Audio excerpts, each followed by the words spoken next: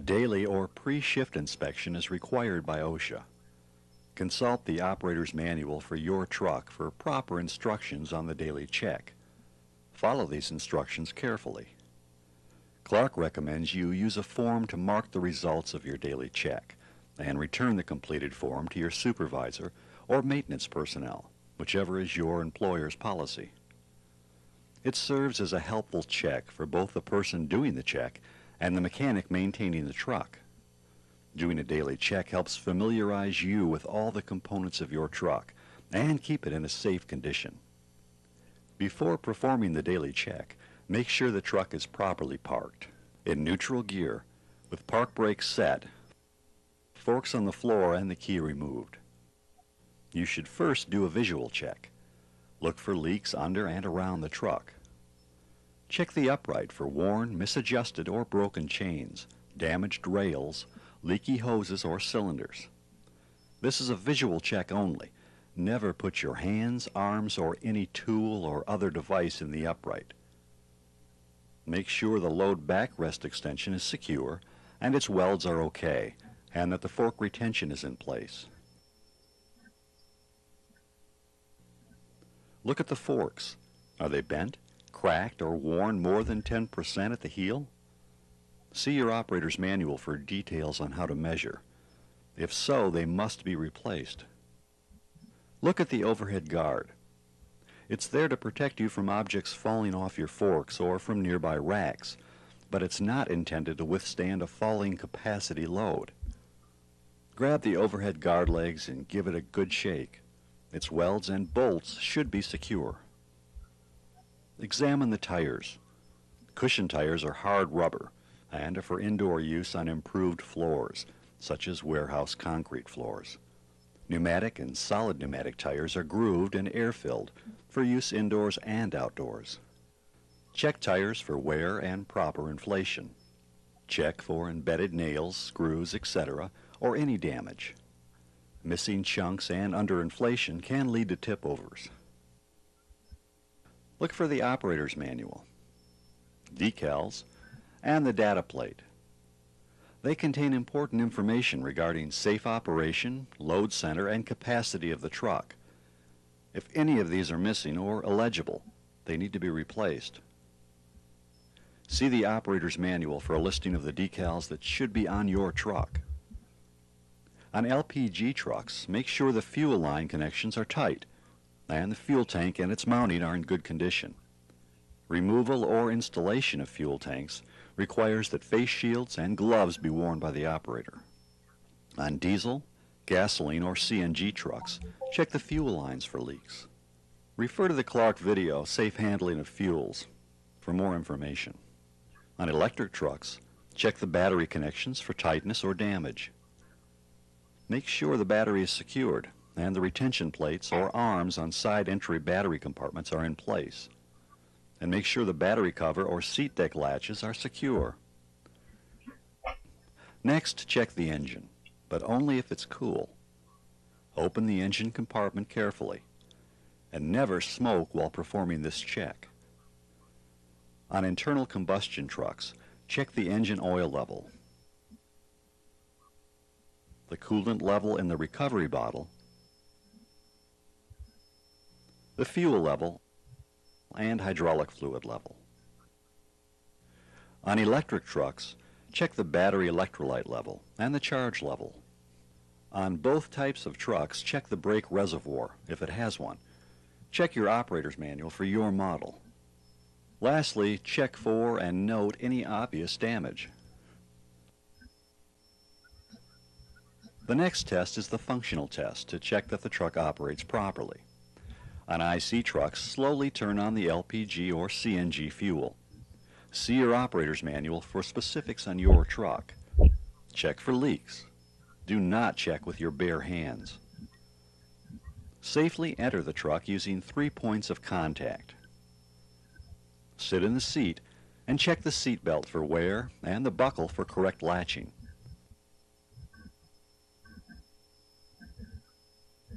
Fasten the seat belts snugly around your hips. Check the horn. Check the direction control for correct operation. They should have no looseness or binding. Check the lift lower, tilt, and auxiliary control levers for smooth operation. There should be no binding, and they should return to neutral with no help from you. After checking each control lever, put it back into the safe park or neutral position. Check the parking brake. You should feel tension when you apply it. If it's loose, it's probably not going to hold the truck. A properly adjusted parking brake should hold a loaded truck on a 15% grade. If your parking brake isn't working, tag the truck out of service and get it fixed.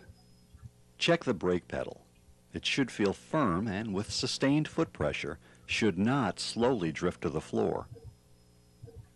With the truck in safe starting position, parking brake set, direction control in neutral, turn the key to start the engine on IC trucks. Your truck's operator's manual may have specifics on the truck monitoring systems and instrument panel display, so read the operator's manual for your truck. On electric trucks, ensure that the battery connection is properly made. Make sure the truck is in a safe starting condition with parking brake set and all controls in neutral. Then turn on the key switch. There are several different types of control pedal arrangements on IC trucks. Read the operator's manual to be familiar with the type of control on your truck. The most common pedal arrangement is right pedal accelerator, left pedal inching, and center pedal service brake. Some other different pedal arrangements you might see are right pedal brake, no left pedal, and right pedal accelerator. Unitrol, where the right pedal selects direction and controls speed, and a left pedal for inching. And hydrostatic drive, right pedal forward and speed, left pedal reverse and speed. Note that hydrostatic drives will feel different than torque converter drives. This is because they have a characteristic called dynamic braking, and this can be tailored to suit the application. Also, hydrostatic drives can be adjusted to coast like a torque converter, or to have no coasting. If you are to operate a hydrostatic truck, read the operator's manual and make sure that you understand the controls. Check for adequate overhead clearance. Operate the lift and tilt functions using the lift, tilt, and auxiliary levers, and cycle the upright all the way up.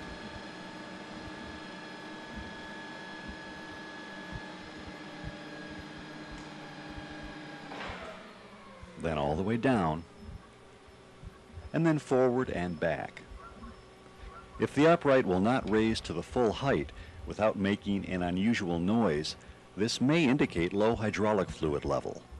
Have a trained mechanic check it out. Components should move freely with no binding.